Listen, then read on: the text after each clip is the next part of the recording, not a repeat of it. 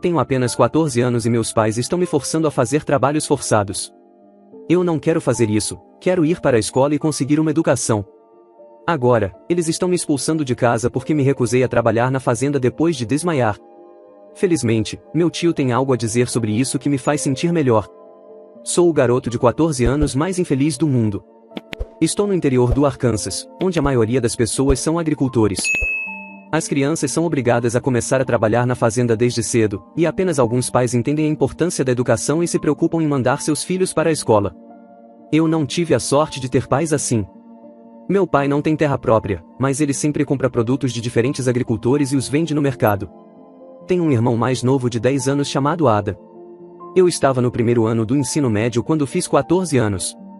Embora eu não entendesse totalmente a importância da educação, sabia que queria ser algo mais do que um fazendeiro.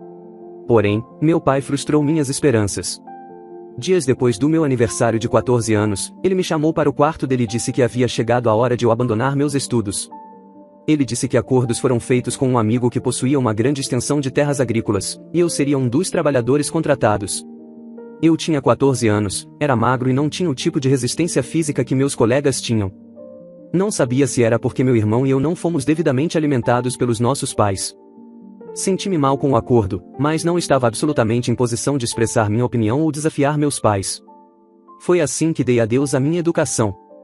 Desmaiei na fazenda no meu primeiro dia de trabalho devido ao cansaço. Não consigo descrever completamente a comoção que aconteceu depois que fui ressuscitado. O próprio dono da fazenda me levou de volta para casa para meus pais. Ele contou aos meus pais o que aconteceu, mas eles estavam mais preocupados em fazer com que eu voltasse a trabalhar o mais rápido possível.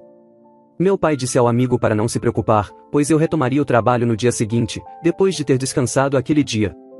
Eu fiquei magoado com os comentários de meu pai, mas a resposta do amigo foi reconfortante. Ele disse aos meus pais que não estava mais disposto a me deixar trabalhar em sua fazenda porque não achava que eu estava em condições. Meu pai tentou convencê-lo. Mas ele disse que não queria se envolver em nenhum tipo de problema. Ele saiu de casa e meus pais ficaram com raiva de mim pelos dias seguintes. Meu irmão mais novo assistiu com terror porque sabia que era o mesmo que o esperava em 4 anos, se não menos. Meu pai tentou arranjar outros trabalhos para mim, mas as notícias sobre como desmaiei na fazenda se espalharam pela comunidade. Foi muito difícil para ele convencer alguém a me contratar. Minha presença em casa começou a irritar meus pais. Eu nunca parecia fazer algo certo aos olhos deles. Eles reduziram a quantidade de comida que eu comia e ainda reclamavam que eu comia demais. Se algo estivesse fora do lugar, ninguém mais era responsabilizado, tudo recaía sobre mim. Era surpreendente que eles não reclamassem que eu estava consumindo muito oxigênio da atmosfera. Depois que meu pai falhou em conseguir outro emprego para mim, pensei que seria uma boa ideia voltar para a escola em vez de ficar em casa sem fazer nada. Então, me aproximei dos meus pais numa noite e fiz a sugestão, mas foi uma ideia terrível. Quando entrei no quarto dos meus pais, vi seus rostos contorcidos que indicavam seu desgosto pela minha presença. Disse a eles que precisava falar sobre algo muito importante. Meu pai pediu para eu me apressar com o que queria dizer, e comecei a explicar como sentia que ir para a escola seria a melhor maneira de usar meu tempo. Porque não podia simplesmente ficar preguiçosamente em casa sem fazer nada, minha mãe se levantou da cama e passou por mim como se fosse usar o banheiro. Enquanto eu continuava a falar, ouvi imediatamente um grande estrondo e vi estrelas. Minha mãe me deu um tapa forte por trás e eu cambaleei um pouco. Ela ameaçou me castigar se eu não fechasse a boca, dizendo que sou fraco demais para trabalhar e fraco demais para contribuir com a família. Mas quando se tratava da escola, minha determinação estava acima de tudo. Ela se virou para meu pai e afirmou que sua suspeita o tempo todo estava correta. Minha mãe disse a meu pai que eu tinha inventado o drama do desmaio apenas para garantir que nunca fosse mandado de volta para a fazenda para trabalhar. Meu pai então me deu um ultimato para sair todos os dias e encontrar alguém disposto a me contratar para trabalhar. Caso contrário, ele me expulsaria de casa. Depois de uma semana sem sucesso, meu pai cumpriu sua promessa e me expulsou de casa. Inicialmente, eles me ignoraram quando eu disse que não conseguia encontrar trabalho, mas eu nunca soube que eles já estavam planejando minha saída. Fiquei surpreso quando vi o CPS em nossa casa, Serviço de Proteção à Criança, equivalente ao Conselho Tutelar. Eu não queria que eles me levassem para um lar adotivo ou um orfanato. Os serviços de proteção à criança estavam em nossa casa, e eu não tinha certeza se o que meus pais alegavam era verdade ou se era apenas um caso de pais irresponsáveis tentando fugir de suas responsabilidades. Eu ouvi meus pais falando sobre como os negócios estavam indo mal e como estava sendo difícil alimentar a mim e ao meu irmão mais novo. Eles disseram que, naquele momento, só podiam cuidar de um de nós. Depois que os agentes do CPS ouviram isso, notaram que, antes de me mandar para um lar adotivo ou orfanato, precisariam verificar se havia algum parente vivo dos meus pais que estivesse disposto a me acolher. Só depois disso eles resolveriam outras opções, como orfanato ou adoção. Meu pai disse imediatamente que o único parente vivo que ele tinha era seu irmão, o tio Paulo, que morava na cidade. Eles não o viam há muito tempo, então ele não tinha certeza se o tio Paulo seria capaz de me acolher. Meu pai alegou que o tio Paulo estava enfrentando dificuldades a última vez que ouviu falar dele, e você sabe quanto tempo se passou? 7 anos. Sim, 7 anos. Meu pai não teve contato com o único parente vivo que ele tem há 7 anos e estava usando informações antigas para concluir qual seria o resultado se o CPS o abordasse e perguntasse se ele poderia me acolher. Na verdade, há uma grande possibilidade de que o tio Paulo possa estar financeiramente capaz de me acolher. Mas eu não tenho certeza se ele estaria disposto, e isso é algo que meus pais sabem muito bem. O tio Paulo morou conosco anos atrás, quando ele fez faculdade, contra o conselho do meu pai, que até hoje ainda vê os estudos como uma perda de tempo e recursos. Eu me lembro vividamente de várias vezes em que meu pai quase brigou com ele porque sentia que o tio Paulo estava apenas usando a educação como uma desculpa para ser preguiçoso e não se juntar a ele na fazenda. Bem, o tio Paulo se formou na faculdade e teria feito mestrado, mas não havia dinheiro, então ele decidiu que era hora de conseguir um emprego. Ele fez o seu melhor, mas não teve sorte e meu pai começou a ficar irritado. Chegou a um ponto em que meu pai não conseguia mais reprimir sua raiva, então ele chamou o tio Paulo um dia e pediu que saísse de casa porque não podia continuar alimentando-o. O tio Paulo tentou explicar ao meu pai que estava fazendo o seu melhor para conseguir um trabalho. Mas meu pai colocou a culpa da situação no tio Paulo, acusando-o de desperdiçar seu tempo e poucos recursos na escola. O tio Paulo foi forçado a sair de casa naquele dia, e em vez de permanecer no campo, ele se mudou definitivamente para a cidade. Agora, aqui está a minha pergunta: se você fosse o tio Paulo e tivesse conseguido ganhar dinheiro, estaria disposto a acolher o filho do seu irmão que o expulsou de casa e nunca ligou para saber como você estava todos esses anos? O CPS prometeu que entraria em contato com meu tio para ver qual seria a resposta dele.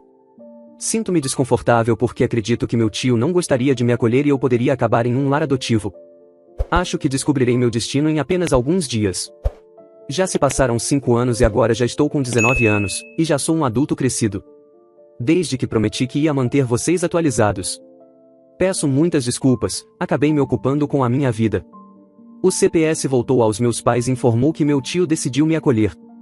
Meus pais ficaram tão surpresos quanto eu, pois achavam que o tio Paulo recompensaria o ato de maldade deles com crueldade.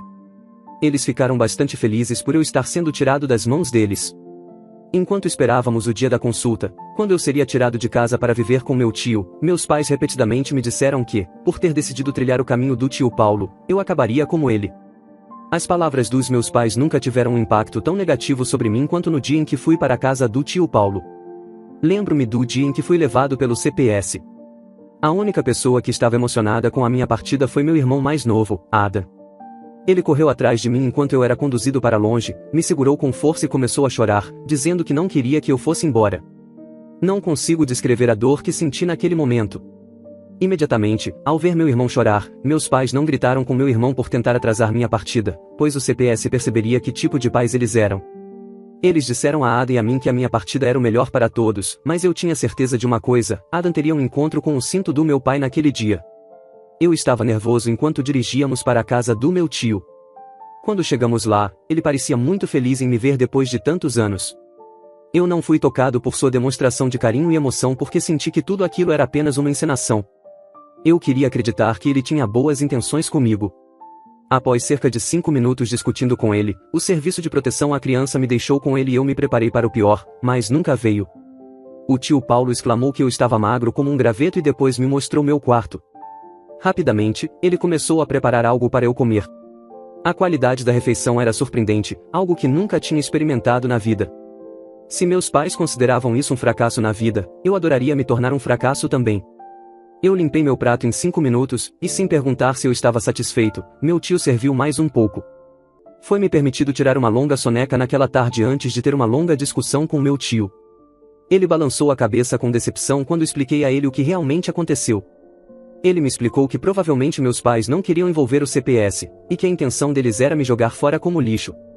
Mas eles não tinham outra opção pois isso teria sido considerado abandono, e eles poderiam ser presos por isso, então foi por isso que eles envolveram o CPS. Tio Paulo imediatamente me colocou de volta na escola.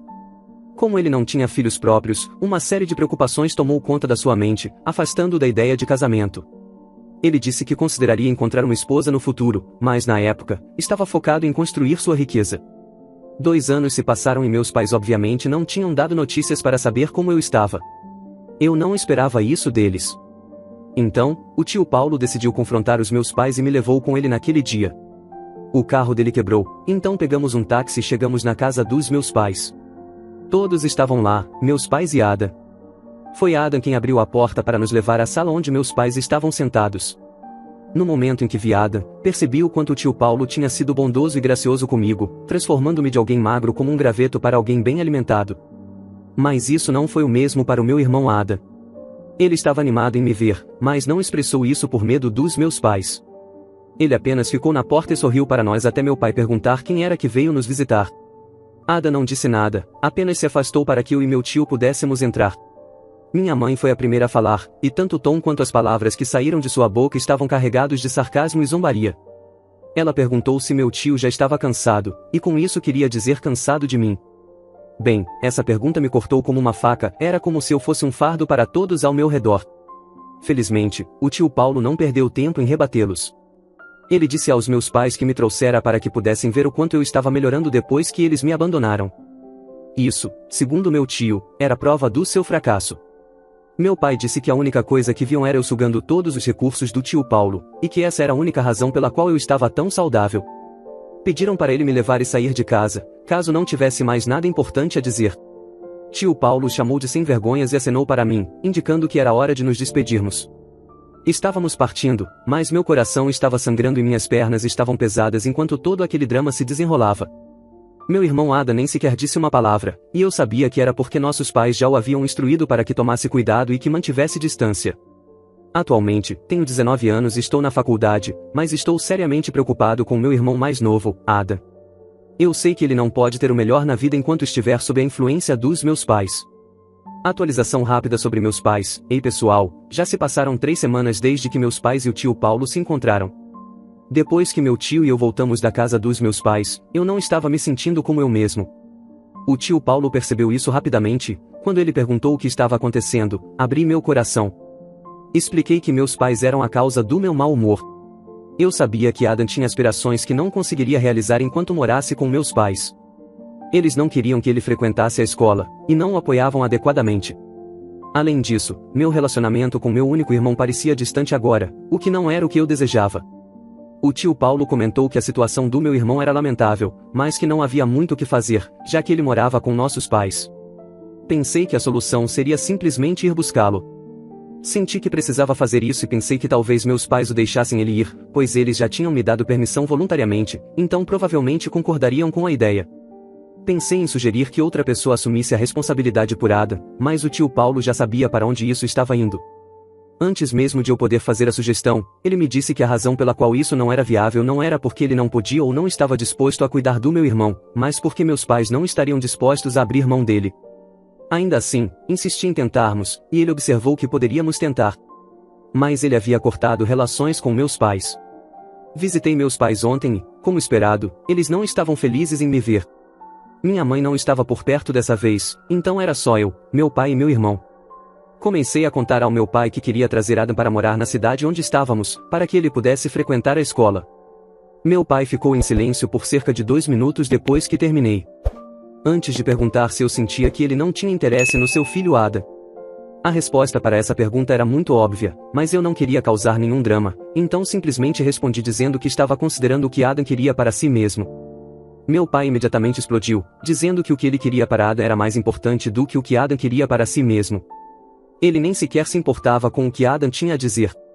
Ada estava ali parado, com apenas 15 anos, e assim como fizeram comigo, meu pai já o havia tirado da escola e começado a empurrá-lo para um caminho que ele não queria seguir.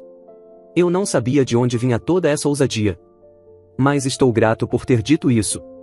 Eu disse ao meu pai que forçar Ada a seguir um caminho que ele não escolheu só iria fazer com que ele guardasse ressentimento contra eles no futuro.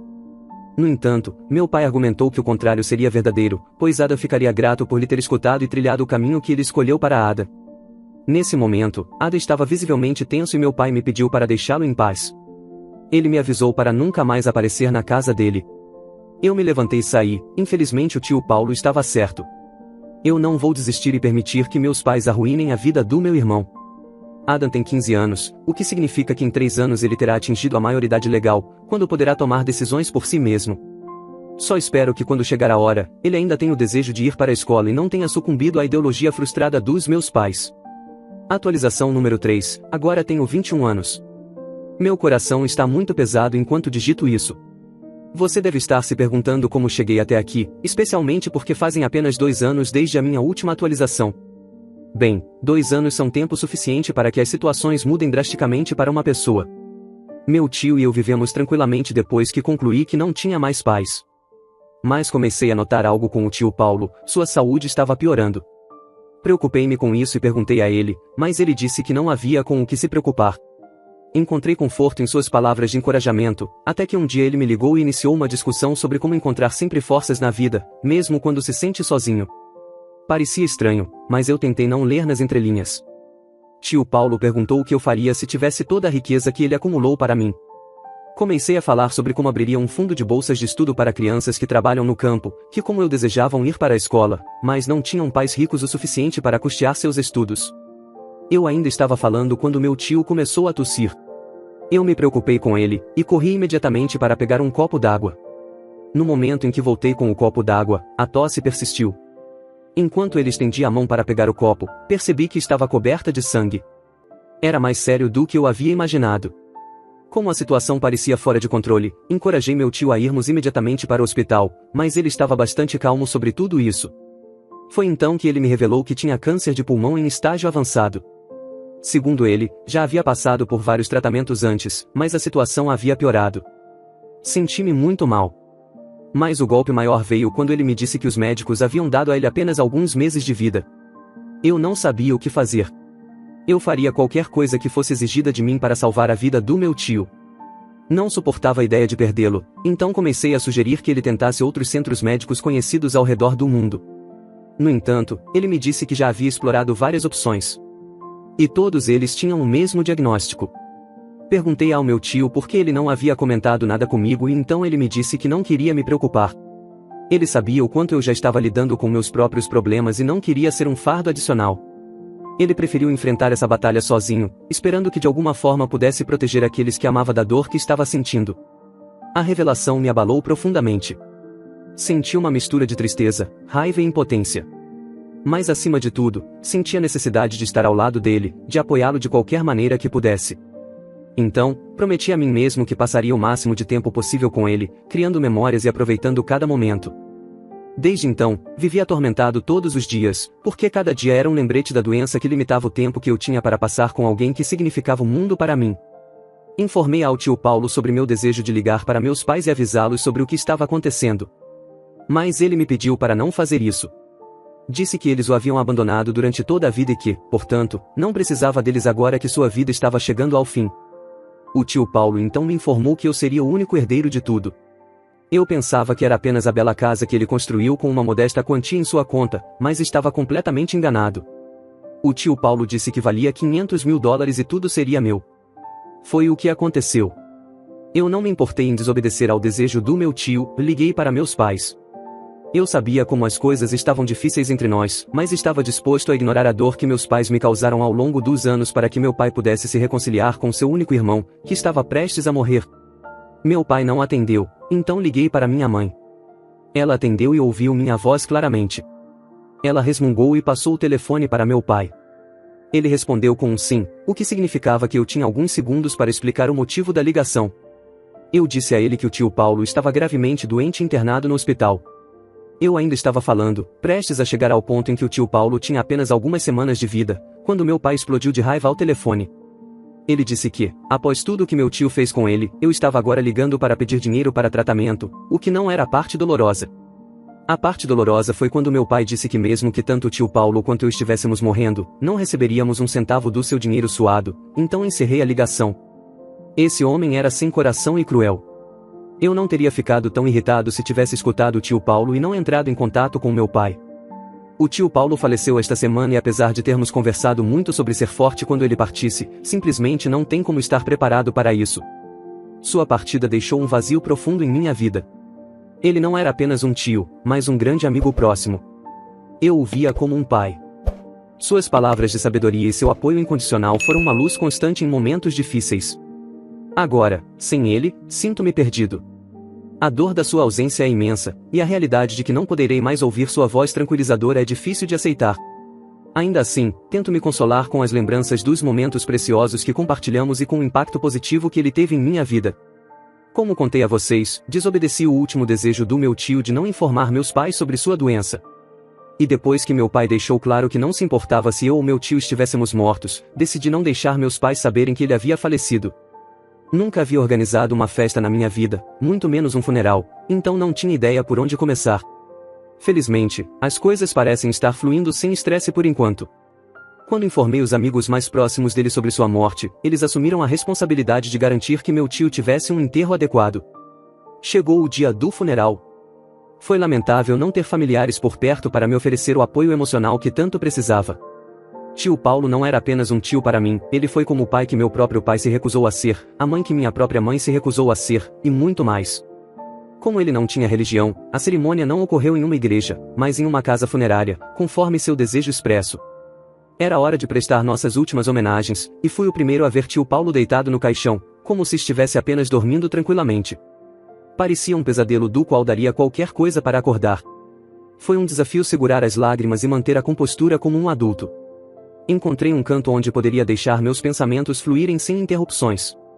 De repente, fui trazido de volta à realidade ao ouvir alguém descrever o tio como uma boa alma. A voz era surpreendentemente familiar, parecida com a do meu pai.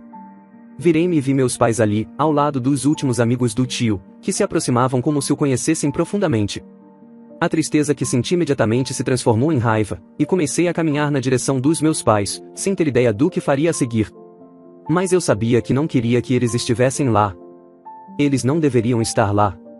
Me aproximei e minha mãe perguntou por que eu nunca os informei que o tio Paulo estava morto.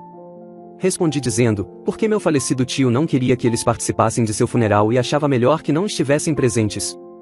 Minha mãe respondeu que eu não tinha o direito de fazer tais exigências, e eu estava prestes a criar uma cena quando fui interrompido. Era hora de proceder com a cremação do meu tio e então ignorei meus pais. Eu estava prestes a continuar cuidando dos detalhes finais quando minha mãe mencionou que meu orgulho seria quebrado agora que meu tio havia falecido sem me deixar nada. Optei por não responder ao comentário provocativo e continuei com o processo de cremação, que se concluiu em poucos minutos. Agradeci a todos por terem vindo e convidei os presentes a irem à casa para um lanche leve. Meus pais estavam entre os que compareceram. Enquanto recebia os pêsames de alguns convidados, meus pais entraram pela porta e ficaram surpresos ao verem a casa que meu falecido tio havia construído. Eles se aproximaram de mim e perguntaram se era verdadeiramente a casa que meu tio havia construído. Levantei-me do sofá onde estava sentado com os convidados, olhei para meus pais e dei uma resposta inesperada. Disse a eles que meu tio realmente construiu a casa, mas agora ela era minha. Minha mãe perguntou se eu realmente quis dizer o que acabei de dizer, e eu respondi que sim. Mesmo após a partida do tio Paulo, eu tinha $500.000 na minha conta. Suas mandíbulas caíram, mas enquanto ainda estavam procurando as palavras para dizer algo, eu pedi que saíssem da minha casa. Todos ficaram extremamente surpresos. Bem, meu pai disse que eles ainda eram meus pais e eu não deveria simplesmente desrespeitá-los assim. Mas chamei a segurança e pedi para retirá-los. Tenho certeza de que o tio Paulo estaria sorrindo se pudesse ver meus pais sendo vergonhosamente expulsos da casa. Pedi desculpas aos convidados pelo pequeno caos e assegurei-lhes que era isso que meu tio teria desejado. Em breve, irei buscar meu irmão Adam, que atualmente tem 17 anos. No próximo ano, tentarei convencê-lo a vir morar comigo para que meus pais possam passar o resto de suas vidas a sós. Pretendo dar ao meu irmão Adam a vida que meus pais tiraram dele, a vida que ele realmente merece. É difícil para mim aceitar as tentativas recentes dos meus pais de se aproximarem. Embora eles agora pareçam mais bondosos, não consigo deixar de sentir que seus gestos são motivados não pelo amor genuíno, mas pelo interesse na herança.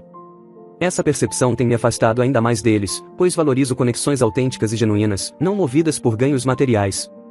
Prefiro manter uma distância. Agradeço a todos pelo apoio ao longo de tudo isso e por me ouvirem. Imagine o que esse jovem passou. Ter pais que nunca se importaram com ele e que mesmo assim, tiveram a audácia de aparecer em sua casa após o funeral. E para piorar, agora eles tentam se aproximar apenas porque sabem que ele herdou uma fortuna, querendo se aproveitar disso. Quero saber o que você pensa sobre isso. Se você herdasse uma herança de $500 mil, e então sua família tentasse se aproximar depois de tudo o que aconteceu, como você reagiria? Quero muito saber sua opinião sobre isso. Por favor, deixe seu comentário abaixo. E não se esqueça, se você ainda não se inscreveu no canal, aproveite para fazê-lo agora e ative o sininho de notificações do YouTube. Dessa forma, você será avisado quando eu postar outra história interessante. Um forte abraço e até a próxima história.